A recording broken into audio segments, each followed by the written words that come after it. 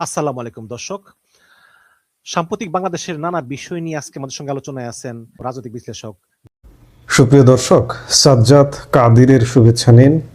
এই মুহূর্তে আপনাদের সামনে কথা বলতে এসেছি আওয়ামী লীগ নিষেধে আইন, তারেক সরকারের কড়া পদক্ষেপ, কেন নেই রাজপথে কোনো প্রতিবাদ, এই বিষয়গুলো নিয়ে আপনাদের সামনে এই মুহূর্তে কথা বলবো। এমন একটি স্টোরি করেছে পশ্চিমবঙ্গের বাংলা গণমাধ্যম দ্য ওয়াল। তাদের সেই স্টোরির আলোকে এবং আমার কথা মিলিয়ে এই মুহূর্তে কথা বলতে চাই। তারা বেশ ভালো যুক্তিযুক্ত একটা স্টোরি করেছে। আওয়ামী লীগ অনেক নেতাদের সাথে কথা বলেছে, যদিও নেতারা নাম প্রকাশে অনিচ্ছুক, কথা বলে স্টোরিটা করেছে। তাদের স্টোরির শিরোনামটা হলো আইন করে দলের কার্যক্রম নিষিদ্ধ করলেন তারেক, আওয়ামী লীগ নেতারা তবু আন্দোলন নিয়ে রাগ করছেন না। অবজেকশনাল বিষয়টা, দুঃখজনক বিষয়টা। গতকাল থেকে খেয়াল করছি, গতকালকে বাংলাদেশের জাতীয় সংসদে সন্ত্রাস বিরোধী আইন 2026 সংশোধনী পাশ হয়েছে, বা আইন হিসেবে এটি এখন বর্তমানে নিশ্চিত হয়েছে। ইউনূস সরকারের আমলে একটি সন্ত্রাস বিরোধী আইন, 2009 সালের সন্ত্রাস বিরোধী একটি আইন আছে, সেই আইনটা সংশোধনী এনে একটা অধ্যাদেশ জারি করা হয়েছিল। গতকালকে আমরা এটি নিয়ে বিস্তারিত আলাপ করেছি, আইনের কোন কোন ধারা। আজকে আর বিস্তারিত নয়। আইনের সেই সংশোধনের আলোকে ইউনূস সরকার ষড়যন্ত্রমূলকভাবে আওয়ামী লীগের কার্যক্রম নিষিদ্ধ করে। সেই আইনটাই গতকালকে সংসদে আইনে পরিণত হলো।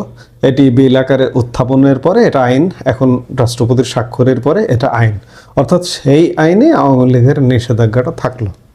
কিন্তু গতকাল থেকে খেয়াল করেছেন যে শুধুমাত্র সোশ্যাল মিডিয়া, ডিজিটাল মিডিয়ায় উচ্চবাচ্য ছাড়া রাজপথে বাংলাদেশের টেকনাফ থেকে তেঁতুলিয়া কোথাও কোনো শব্দ শুনেছেন? দু একটা জায়গায় হয়তো বিচ্ছিন্ন দু একটা মিছিল হতে পারে, অসংগঠিত মিছিল হতে পারে, কিন্তু যেভাবে এত বড় একটা ঘটনা ঘটলো যে একটা আইন স্থায়ীভাবে পাশ করা হলো, এই আইনটা পাশ করার ফলে বাংলাদেশে যেভাবে জনবিস্ফোরণ, মানুষের মনে বিস্ফোরণ আছে, যারা আওয়ামী লীগ করেন না তাদের মধ্যেও বিস্ফোরণ আছে। আমি আওয়ামী লীগ করি না, আমি দেশের সাধারণ মানুষ, আমি বিএনপি করি না, আমি কোনো রাজনীতির ধারে কাছে নেই। রাজনীতির ধারে কাছে তো আরোই যাওয়ার প্রশ্নই আসে না। এই যে শিরিন শারমিন চৌধুরী, বাংলাদেশের একজন মেধাবী মুখ, স্কলারের সাথে যেভাবে বাংলাদেশ অ্যাক্ট করছে, আচরণ করছে, আপনি রাজনীতি কিভাবে করবেন? আপনি রাজনীতির নাম নেবেন কিভাবে? বাংলাদেশে তো ভালো মানুষের জন্য রাজনীতি নয়। আমি নিজেকে অবশ্যই ভালো মানুষ বলছি, আমি বুকে হাত দিয়ে বলতে পারি জীবনে কোনোদিন কোনো অন্যায় করিনি, জীবনে মিথ্যা কথা কখনো বলেছি কিনা আমার মনে পড়ে না। আমি নিজেকে নিজে গ্যারান্টি দিয়ে বলতে পারি, আমি আগে নিজেকে চিনি, তারপর অন্যকে চিনি। নো দাই সেলফ, এই কথাটা আমি মাথায় রাখি। তো কাজেই রাজনীতির নাম নেওয়ার তো প্রশ্নই আসে না। আমি যেটি বলছিলাম যে বাংলাদেশের কোথাও কোনো সাড়া শব্দ নেই। আওয়ামী লীগ এত বড় একটা দল, প্রায় ৭৭ বছর বয়সী একটি রাজনৈতিক দল, দেশভাগের পর থেকে 1952 ভাষা আন্দোলন থেকে শুরু করে আমাদের মহান মুক্তিযুদ্ধ পর্যন্ত, বাংলাদেশ এনে দেওয়া পর্যন্ত, আজকে বাংলাদেশের জাতীয় পতাকা আওয়ামী লীগ সরকারের গড়া, আজকে জাতীয় সঙ্গীত বাংলাদেশ আওয়ামী লীগ সরকারের গড়া, আজকে মুদ্রা ব্যবস্থা বাংলাদেশ সরকারের গড়া, আজকে কোন কিছু নেই বাংলাদেশে। আপনি যেখানে হাত দেবেন সেটাই হচ্ছে আওয়ামী লীগ সরকার দিয়ে গড়া। এই দেশটা গড়া, দেশটার জন্ম দেওয়া, এবং জন্মের পরে যে 3.5 বছর মাত্র সময় পেয়েছিল, সেই 3.5 বছরে বাংলাদেশকে গড়ে তোলার মূল কারিগর আওয়ামী লীগ। অথচ একজন দেশের নাগরিক হিসেবে আপনার কোনো দল করার দরকার নেই। আপনি একবার ভাবুন যে সেই দলটা নিষিদ্ধ, আসলে কি সেই দলটা নিষিদ্ধ রাখা যাবে? যাবে না। শুধুমাত্র নেতৃত্বের অভাবের কারণে এই মুহূর্তে আওয়ামী লীগের নেতৃত্ব তীব্রভাবে অভাব। প্রধান নেতা থেকে শুরু করে সব জায়গায় গলদ, যার কারণে আজকে এই দশা।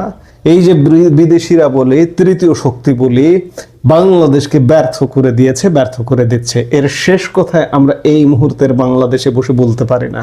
আজকে হয়তো অনেক দুঃখের কথা বলবো, আজকে হয়তো অনেক ক্ষোভের কথা বলবো, আমার কথা শুনে হয়তো অনেকের পছন্দ নাও হতে পারে, আওয়ামী লীগের বিপক্ষে কথা যেতে পারে, তাতে আবার কিচ্ছু যায় আসে না।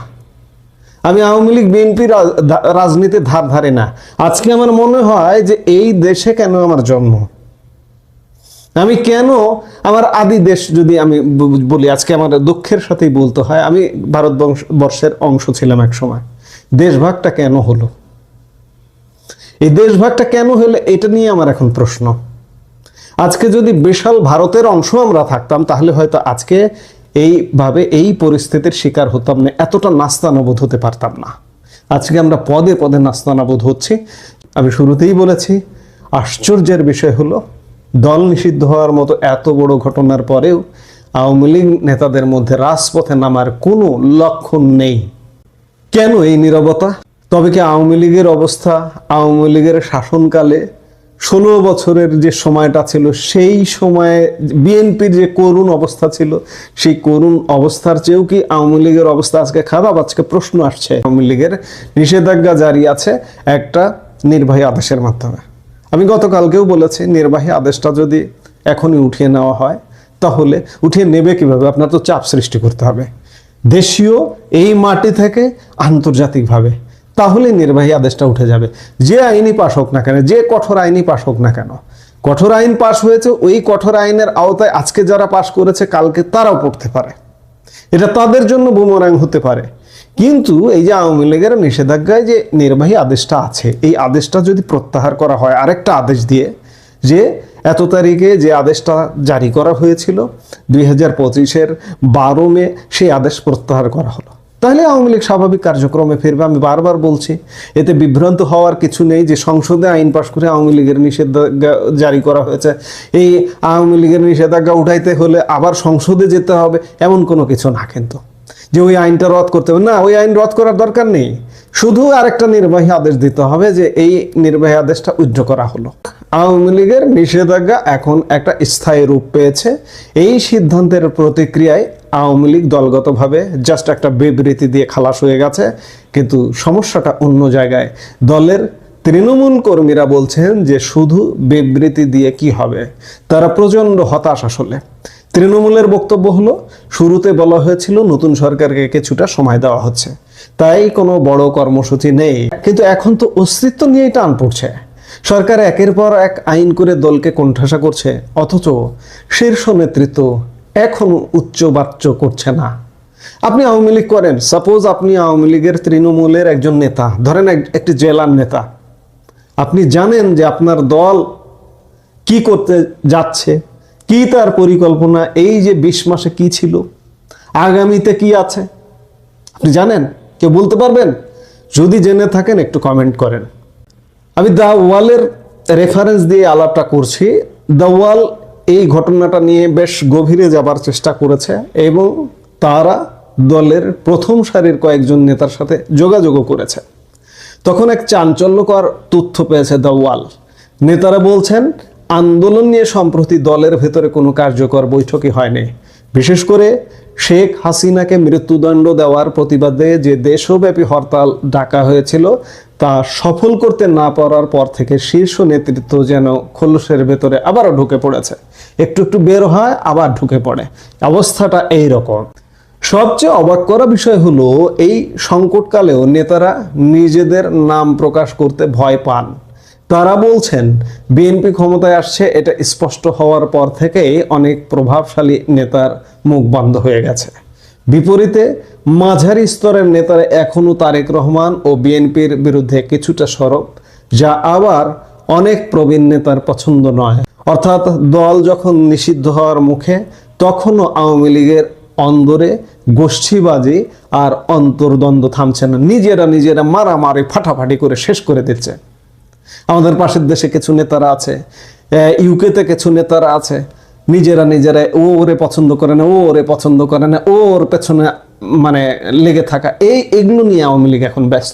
আওয়ামী লীগের যে কি পরিমাণ জনসমর্থন, আমি বারবার বলি, এখনই একটা নির্বাচন দিয়ে দেখুন কি অবস্থা হয়। যারা আওয়ামী লীগ করে না, যারা মুক্তিযুদ্ধকে মানে, যারা বঙ্গবন্ধুকে মানে, যারা স্বাধীনতাকে মানে, তারা একযোগে আওয়ামী লীগকে ভোট দেবে।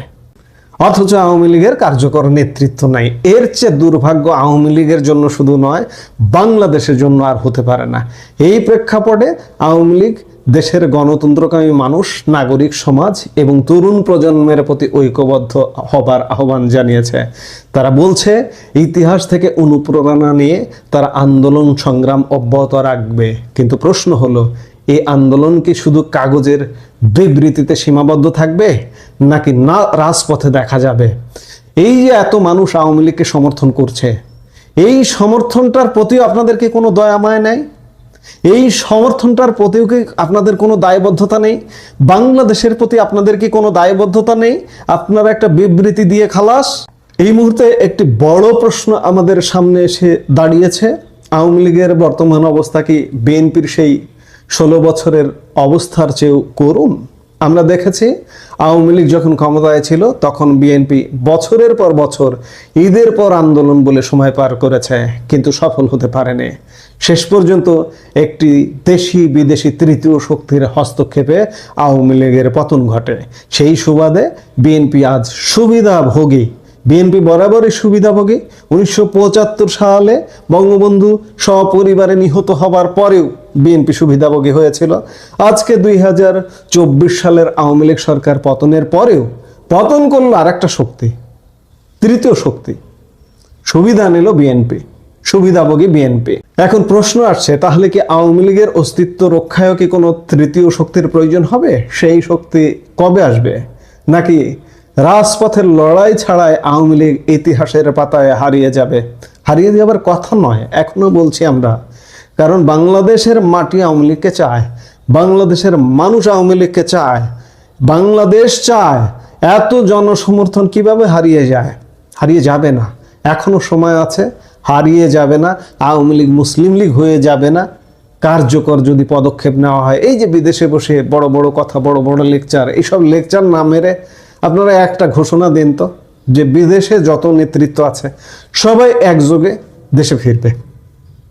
আপনার জেল হোক, জুলুম হোক, আপনি জাস্ট ঘোষণা দিন যে আমি অমুক তারিখে আসবো, আমরা অমুক তারিখে আসবো। প্রধান নেত্রী শেখ হাসিনার জীবনের নিরাপত্তা আছে, কারণ তাকে হত্যার পরিকল্পনা, তার পেছনে সব সময় বুলেট ঘুরে বেড়ায়। হত্যার পরিকল্পনা আছে, এখনো পর্যন্ত সেই পরিকল্পনা অব্যাহত আছে। তিনি পরে আসুন, কিন্তু বাদ বাকি যত নেতা নেত্রী আছেন তারা একবার ঘোষণা দিন তো যে আমরা দেশে যাব, আমাদের অ্যারেস্ট করা হোক, যাই হোক, যা কিছু হোক। যা আপনারা কি সারা জীবন বিদেশে থাকবেন, বিদেশেই মারা যাবেন? তেমনটা কি পরিকল্পনা? যদি তেমন কোনো পরিকল্পনা থাকে তাহলে বিদেশে থাকুন, আর যদি না থাকে, বাংলাদেশের মাটি নিয়ে রাজনীতি করেছেন, মানুষ নিয়ে রাজনীতি করেছেন, এই মাটির উপর, এই মানুষের উপর আপনার দায়বদ্ধতা আছে, তাহলে দেশে ফিরে আসুন। একযোগে না হলে ঘোষণা দিয়ে, না হলে আস্তে আস্তে ফিরে আসুন, গোপনে ফিরে আসুন, এসে দেশে সংগঠিত করুন। এছাড়া আওয়ামী লীগও বাঁচবে না, দেশের যে অবস্থা দেশও বাঁচবে না। আজকে অনেক রাগের কথা বললাম, ক্ষোভের কথা বললাম, ক্ষোভ থেকে বলছি, অন্য কিছু না। আমরা চাই আওয়ামী লীগ থাকুক। স্বাধীনতা, মুক্তিযুদ্ধের নেতা দলকে আমরা হারাতে চাই না। আবার একই সাথে বলবো যে বিএনপিও না হারাক, বিএনপিও থাকুক, কারণ শুধু যদি আওয়ামী লীগ থাকে তাহলে বিএনপি যদি না থাকে আওয়ামী লীগ স্বৈরাচার হয়ে যাবে, আবার আওয়ামী লীগ না থাকলে আজকে বিএনপি স্বৈরাচার হয়ে যাবে। বিএনপির পতন অনিবার্য। বিএনপির যে অবস্থা, দেশের যে অবস্থা, লেজে গোবরের অবস্থা, এগুলো কোনো কন্ট্রোল করতে পারবেন, কিন্তু পতন পরবর্তী সময়ে কি হবে? আওয়ামী লীগ যদি শক্তি সামর্থ্য নিয়ে না আসতে পারে, ওই যে তৃতীয় শক্তিটা পতন ঘটিয়েছে বাংলাদেশকে ব্যর্থ করার জন্য, ওই শক্তিটা কিন্তু এখনো চান্সে আছে। ওই শক্তিটা সফল হবে না, আমরা বলছি সফল হবে না, এখানে সফল হতে দেবে না ভূ রাজনীতি। কিন্তু যদি সফল হয়ে যায় তখন কি হবে? এই শঙ্কাটা থেকে যায়। এই কারণে এইসব বাদ দিন, আওয়ামী লীগ দেশে ফিরো না, আওয়ামী লীগ দেশে আসুন। নিষিদ্ধ কি হয়েছে? নিষিদ্ধের জন্য যে শাস্তির একটা বিধান করার কথা ছিল, সেই শাস্তিটা কিন্তু দেওয়া হয়নি। জাস্ট যেভাবে অধ্যাদেশ জারি করা হয়েছিল সেইভাবে আইনটা পাশ করা হয়েছে। এটা 2025 থেকেই আছে, এখনো আছে, এখন সংসদে এটা পার্মানেন্ট একটা আইন হয়ে গেল, এতটুকুই পার্থক্য। এছাড়া বড় ধরনের মোটা দাগের কোনো পার্থক্য নেই। লড়াই করতে হবে, সংগ্রাম করতে হবে, করেই প্রতিষ্ঠিত হতে হবে। এবং ওই নির্বাহী আদেশটা বিএনপি কেন উঠাবে? ফাঁকা ফিল্ডে যদি গোল দেওয়া যায় তাহলে তো গোল দিয়ে দিবে। নির্বাহী আদেশ ওঠানোর মতো পরিস্থিতি ক্রিয়েট করতে হবে। এক খোঁচায় নির্বাহী আদেশ উঠিয়ে দেওয়া সম্ভব, সেটা করুন। নিজেরা বাঁচুন, আওয়ামী লীগ দলটাকে বাঁচান, দেশটাকে বাঁচান, সেটি আমরা প্রত্যাশা করি। এই মুহূর্তের ভিডিও থেকে বিদায় নিতে চাইছি। সবাই ভালো থাকুন, সুস্থ থাকুন।